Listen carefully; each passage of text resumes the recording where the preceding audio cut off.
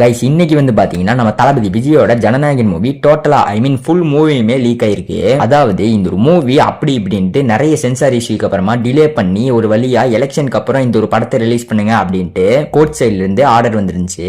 தென் KVN ப்ரொடக்ஷனுமே okay எலெக்ஷனுக்கு அப்புறம் ஒரு நல்ல டேட்டா பார்த்து ரிலீஸ் பண்ணிக்கலாம் அப்படின்ட்டு பயங்கரமா வெயிட் பண்ணிட்டு இருந்தாங்க. ஃபேன்ஸ்மே ஈகரா வெயிட் பண்ணிட்டு இருந்தாங்க. ஓகே எலெக்ஷனுக்கு அப்புறம் நம்ம தளபதியோட படம் பயங்கரமா வரப்போகுது, கண்டிப்பா செலிப்ரேட் பண்றோம் அப்படின்ட்டு பயங்கர எக்ஸைட்டடா இருந்தாங்க. ஆனா இன்னைக்கு வந்து பாத்தீங்கன்னா அந்த ஒரு படத்தை ஃபுல்லா லீக் பண்ணிருக்காங்க. ஃபர்ஸ்ட் மூவில இருக்கிற ஒரு சில சீன்ஸை மட்டும் தூக்கி அதை சோசியல் மீடியால அப்லோட் பண்ணி லீக் பண்ணிட்டு இருந்தாங்க. என்னடா இது அப்படின்ட்டு யோசிச்சு முடிக்கிறதுக்குள்ள கொஞ்ச நேரத்திலேயே படமே ஃபுல்லா லீக் ஆயிருச்சு. ஏன் தான் இப்படி எல்லாம் பண்றாங்க அப்படின்ட்டு சுத்தமா தெரியல. ஜஸ்ட் அவர் பாலிடிக்ஸ்குள்ள வந்ததுல இருந்து ஏகப்பட்ட பிரச்சனை. இப்போ அவரோட கடைசி படம் இதுதான் அப்படின்ட்டு தெரிஞ்சுமே இப்படி ஒரு காரியத்தை பண்ணிருக்காங்க.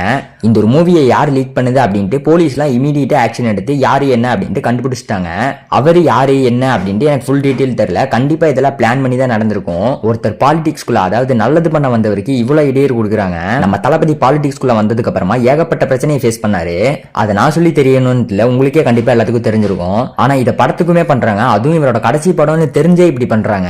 கண்டிப்பா தளபதி ஃபேன்ஸ்க்குலாம் பயங்கர டிசப்பாயின்மெண்டா இருக்கும். ஆனா as a விஜய் ஃபேனா இருக்கிறது ரொம்ப ரொம்ப கஷ்டம். ஏன்னா இத்தனை பிரச்சனையும் ஃபேஸ் பண்றது விஜய் மட்டும் இல்ல, விஜய் ஃபேன்ஸ் தான். சோசியல் மீடியா ஃபுல்லா இந்த ஒரு விஷயம் தான் பயங்கரமா ஸ்ப்ரெட் ஆயிட்டு இருக்கு.